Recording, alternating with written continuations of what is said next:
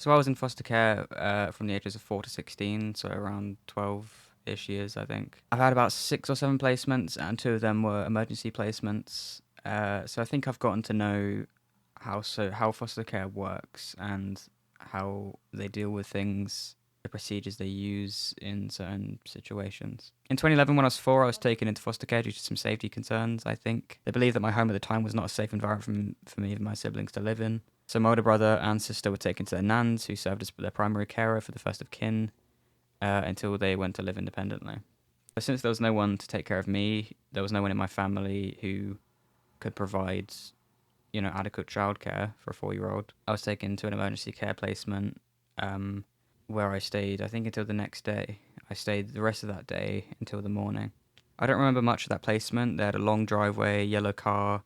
I remember I had like the toy cars that I brought with me that my mum had packed for me.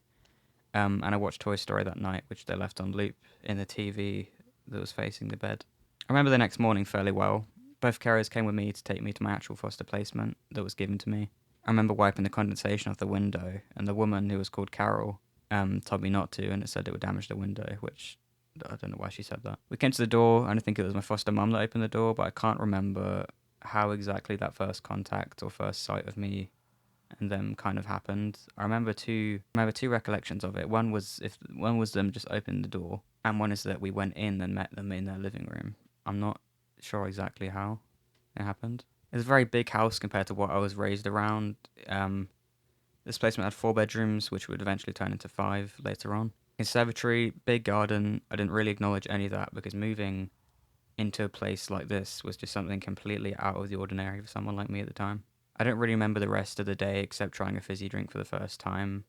My foster mum gave me some lemonade, and to this day, I still don't drink fizzy drinks. They're absolutely disgusting. It just burns your throat. Why would you even like that? And life was life after that. I was introduced to my first social worker. We had another boy move in with us, who gave me someone to talk to, someone to play with. He must have been about 14-ish when he moved in or out. I can't remember. He went to Sea Cadets. He was very into motors and motorbikes from what I remember, and engines. I remember he had some eating problems. I used to see, when I didn't understand this at the time, but I used to see him rush from the table like while he was eating, and he would go to the downstairs toilet where he'd be sick. And to this day, I don't know why that happened. I don't know. But years later, he actually showed up to the front door on his moped to surprise us all because he'd just gotten like his first moped. Eventually, he went to live with his nan, and 3 other kids soon moved in. I was given a role in the choice of who would move in with us. There was them 3 kids, and then there was 2 very young girls.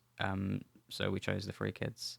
To this day, I don't know where them other 2 kids went. I still talk to the 3 kids that I was pretty much raised with. They moved in when I was about 7.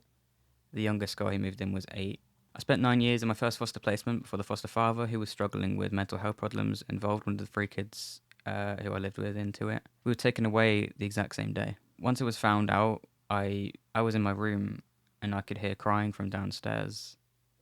Um, who I who I knew was my foster mum. Later, she came to my room and said, everything's going to change. So and so's happened. She didn't tell me exactly what happened, and it's still a bit hazy. Years later, one of her kids, kind of let me know what actually happened, because I deserve to know years later.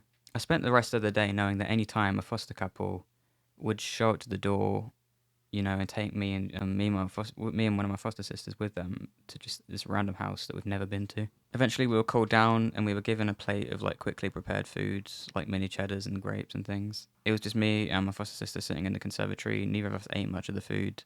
It was quite a quiet environment.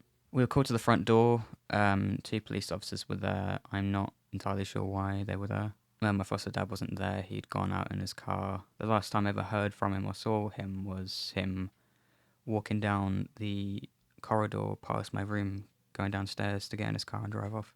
My foster mum was in tears because 9 years earlier, through that same door, I entered her home for the first time, and she had raised me from a 4-year-old to however old I was then. The couple that took us in for the night were very welcoming. Me and my foster sister played pool, and we both texted our foster mum to say kind of where we were and what was going on.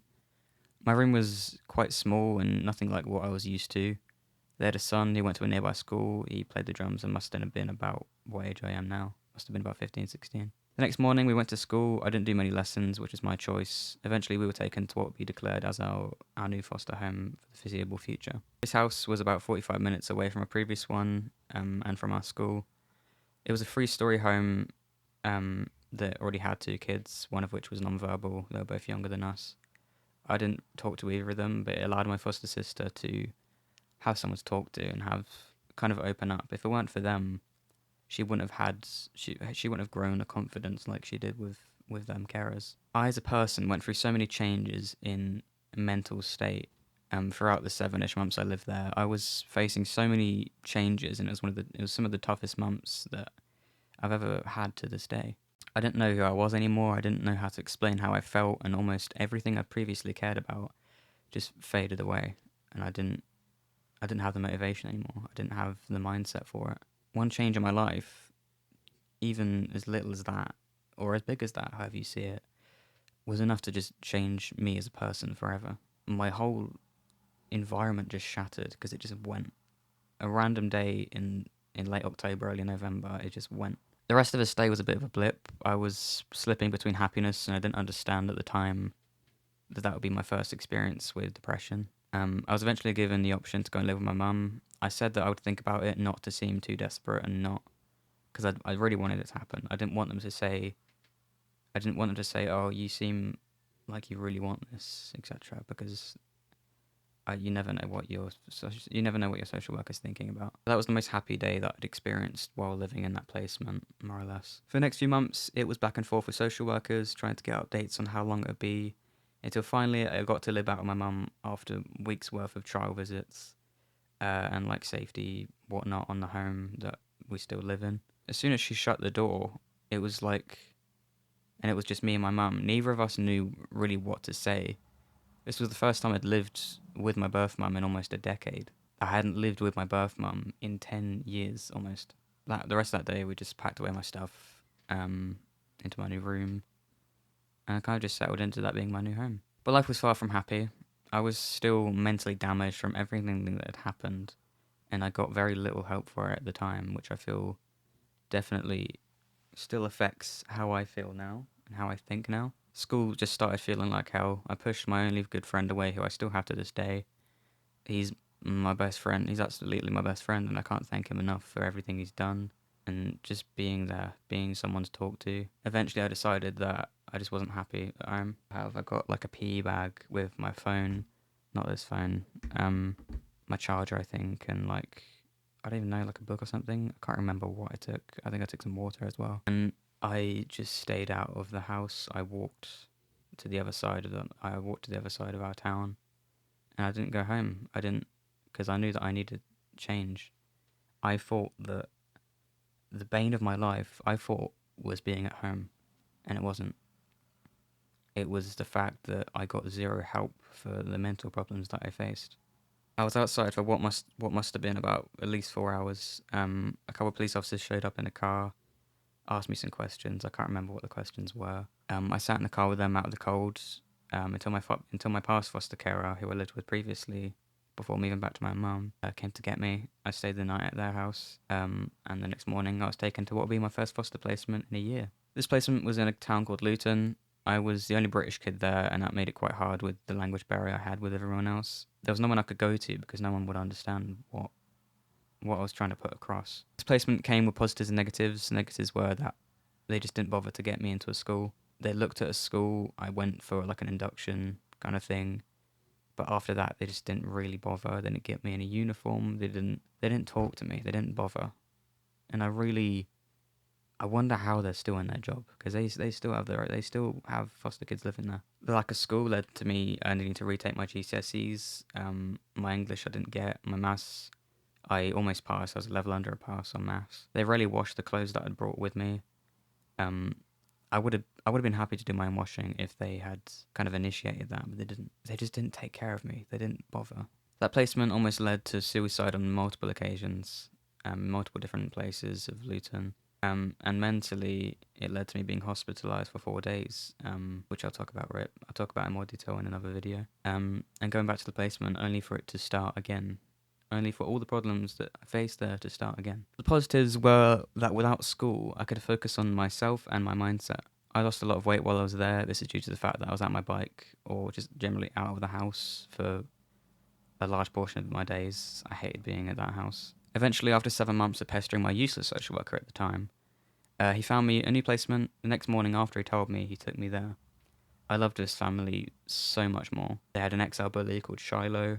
It was just the fostering couple and their daughter who lived there, and the daughter was often out with friends, staying with friends, or just working in her room because I believe she works freelance. I had a very small room and no friends in the area I stayed in, but I knew that was my chance to change, just to change everything, just to change my life. I finally gathered that a lot of emotional pain can't be fixed easily, and I needed to put in my side of the effort. I went to the gym almost every day for 2 solid months, lost more weight, leading to an overall loss of around 10 kilograms since I'd left my mum's. That placement was cut short after around 4 months. This was because one of the foster carers was offered a job position that they'd been waiting for quite a long time, quite a few years. And because of how suddenly it happened, I had to stay there for a little while they decided what they were going to do. They weren't actually my foster carers anymore, but I still lived with them. It was very strange, but they still provided. They still took me to school and whatnot. In February of this year, I moved back to my mum's. Everything has changed. Myself, my mindset, education, which is going very well now. I'm learning Italian. Life is fairly happy now. I have goals that I'm working to reach. I plan to go to university. Somehow I still had the motivation to do that after everything that's happened. Give myself a big pat on the back for that. But one thing I can take away from my childhood is the pure effect fostering has on a kid. I, as a 4-year-old, was taken with no context to a random house, and then another house in the morning, just a random family. So here's some things I can say with no hesitation about the fostering system. They struggle to help you with mental health. They don't have enough carers to go around. 7 times out of 10, social workers are literally just in it for the money.